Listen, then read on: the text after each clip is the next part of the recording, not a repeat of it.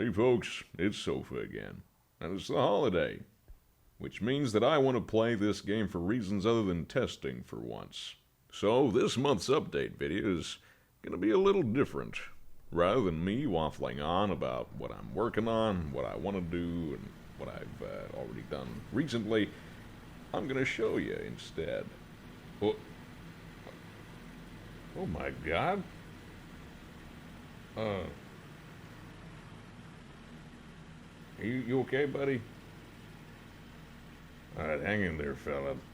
We're all in this together. So, right. This is Fire over Ludov. Or Breakthrough at Ludov. Or something about Ludov. Or Ludo. Or Ludau. However you want to pronounce it. It's a language I made up. I don't care how you pronounce it. So, a bit of background. Alright, Hagia. Anyway, the idea behind this map was to create sort of an apology map for St. Levon. The reason being that St. Levon did not work for everyone because bots are actively trying to sabotage me. And expecting them to play a map how you want them to is wishful thinking at best. So my idea was, well, let's put it all on the ground with static targets. Surely then they will adhere to my plans. Except they won't, because they never do. As you can see, I have a lot of frustration to vent against the AI of this game. Good night, gentlemen. Nevertheless, I decided to put it to the test anyway in Radetsi Pass, which I started after this map became sort of the wall against which I throw all the spaghetti to see what sticks. That guy is romantically entangled with the wall. So when I made Radetsi Pass, I thought I would focus specifically on that sort of objective-oriented gameplay. The aircraft had to take out the artillery in order for the armor to advance. Hang on a minute. Real quick. And there he goes. Right, aircraft have to take out the artillery for infantry and armor to advance. Armor have to take out the anti-aircraft battery for the aircraft to continue operating. And ideally, mountain troops would have to take out the mortar overlooking the anti-aircraft battery in order for that to become as... Oh, hi, gentlemen. How are you doing? Come to say hi? Well, welcome to our abode. I have many gifts for you. So, like I mentioned, after I sort of stopped focusing on the objective-oriented game... Hang on. So it says always follow orders, but there's no guarantee for that. We're going to focus on just the farmhouse in the middle there, and we're just going to hit that hard and then flank the others, because that's how we do it. This seems to be their favorite pastime. Alright, you boys have fun. Just gonna hoof it on foot, are you? Alright. Here's the tricky part, Mathis. Oh, golly. Okay. He seems to be having some trouble with a tree. Ah, hey, I got him. Cool. So, the tricky thing is I will test a map to death. That is what takes up most of my time when working on a map, is I get it to a point where I think it looks good, or, you know, have the general idea hammered out. And then it's just a matter of getting it to work on a technical level, a matter of getting the fight to work, you know, flow the way I want it to. Hammer out any bugs or other issues, general polish, things that people might pick up on. This is hell. I am out of here. Oh, hi. Hey, sorry about that. Please do not kill me. Please do not kill me. Please just accept my 32 millimeter rounds. No, 34. This was 34 millimeter. Oh!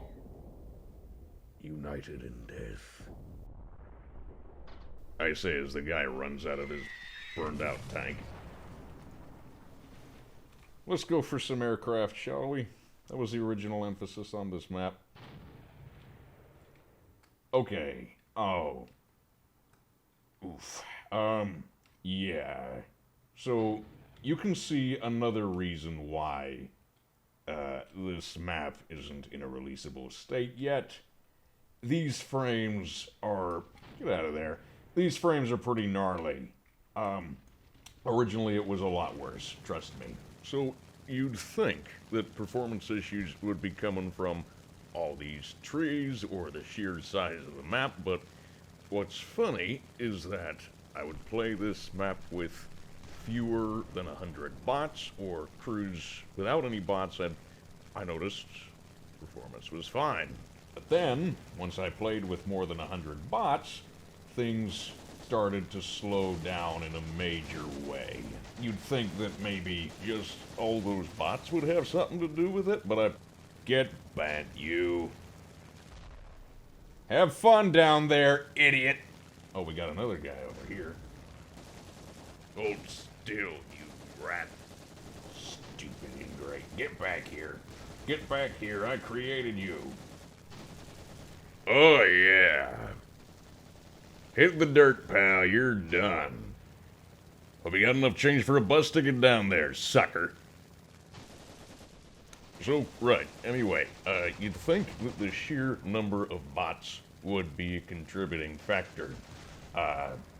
Issue with that, though, is I'll play vanilla maps with 100, even 200 bots, like Dust Bowl or Archipelago, and hardly get any performance hits to speak of. Oh! Wow. Rudely interrupted again. I'm starting to think this update format was a bad idea. Once it gets over 100, it seems pretty specific. Once you get over 100... You okay? You guys okay there? I mean, you having a okay time with that wall? Alright. Have fun over there. Didn't think the pathfinding box extended all the way out there. What the... Wow. I really am limber. Imagine that. And here I am, I thought I was out of shape because I was sitting around all day. Oh, geez, those frames aren't good. So, no. So long as I'm playing with, say, less than 100 bots, or alone, performance is fine. Once it gets over 100, specifically 100, then things would really start to slow down. And I think I found the real reason for it. I'm just gonna snipe this guy on the back of a motorcycle with an anti-tank gun. Why not? Yeah, you saw that. You saw that. I totally didn't slow down time, by the way. I totally did not slow down time and just edit it in post. Look, man, no hands.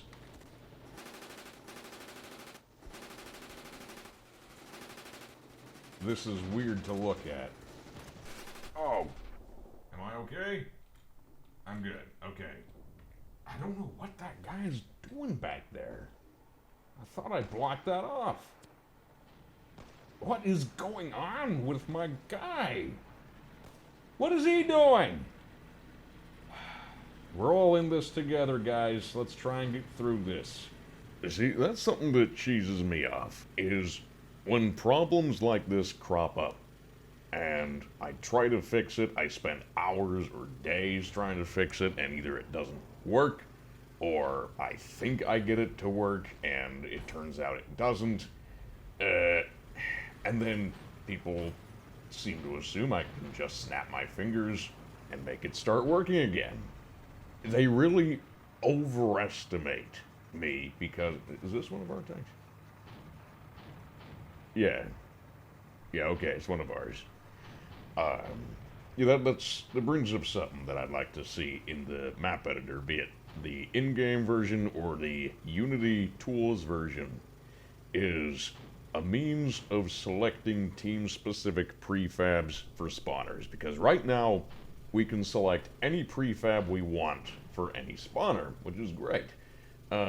Just one, though. Wait, hold up a minute. This is definitely not supported by the Surveying Army Field Manual, by the way. Just wanted to point that out. But I have allowed myself to do this, and so I will take the opportunity. Good night. Thanks for playing. Get down from there, you idiot. These kids never learn, I tell you. So as I was saying, yes, I know we have the config settings in the startup menu. One more time. Oh!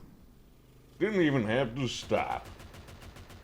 Stop shooting at me, please. Stop shooting at me, please. I'm trying to explain to these good people my process and make excuses for my shortcomings. Anyway, yes. So, we have the config menu, in instant action, but if we want something to come packaged or default with the map, like what I've been doing, it'd be very convenient if we could assign team-specific vehicles in the map itself one more time, because this is dope. Rest in peace. Pleasure knowing you. Oh, right. All this talk on vehicles reminds me there was a neat little thing I figured out. Something's up with this. Yeah, I was gonna say that I figured out how to make self-propelled artillery actually act like artillery rather than assaulting the nearest position with reckless abandon. My trick was to assign the vehicle to a turret spawner, but that seems to have created problems of its own. Yeah, the gun straight up isn't traversing. I guess that's another thing I get to Thanks, dude. Thanks, Bronna. You're a real bro, nah? Well, now we got an armored assault coming in on this position, so we're gonna need to hold out while that bike is on its side. I have no idea what is up with that. The Hun's coming, and he's bringing tanks. We're holding our ground, gentlemen. So, yeah. Since they're assigned to turret spawners, I guess the way their turrets work is messed up? Yeah, I think I messed something up. I'm gonna have another look at this. Everybody man your defensive positions. Oh, God. Come on. Come on at us, you goons. You mooks. You jerks. Should have stayed in your burning tank, dummy.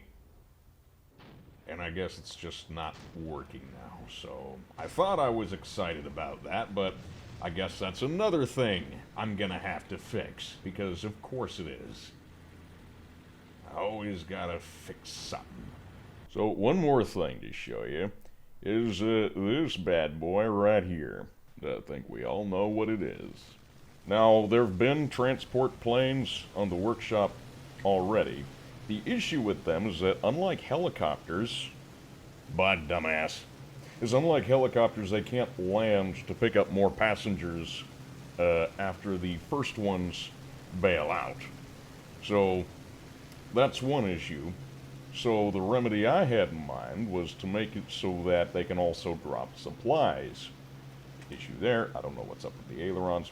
Issue there is that there doesn't seem to be any way of telling bots to drop stuff on allies versus enemies. This is our stop.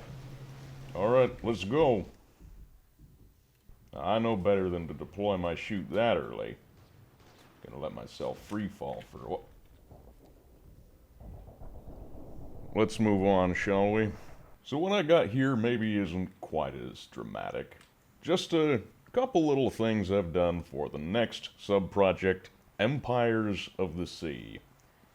Here we start to see me sketching out what will hopefully be the crux of this sub-project, namely capital ships, and something that I think I've finally got working that I've wanted for quite some time. Now the issue with this is that it uses two separate types of vehicles in one. It uses both a boat script and a plane script. This is undoubtedly really bad from an optimization standpoint, and just in a technical perspective, it's bound to give rise to plenty of issues. But hey, it seems to work for the most part. If there's any issues, I'm sure we'll find them out sooner or later. Although Raven did mention that he wanted to implement flotation point scripts that could be used for pretty much any vehicle, or hopefully weapons, because then we can make torpedoes. By the way, that ship there is very much a work in progress. Hardly even half of the superstructure is done. That's based off of something I made in From the Depths a while back, actually. The Pyrenees Batanga class battlecruiser. So anyway, yeah, I think that's about everything we're showing. All going well, I should have that map up, not before the year is out, because I got other stuff to do, but in the near future, early next year. As for this next sub-project and everything in it, that's going to be a while. I still got to make new weapons and new characters and all that. But in the meantime, happy holidays. Y'all take care.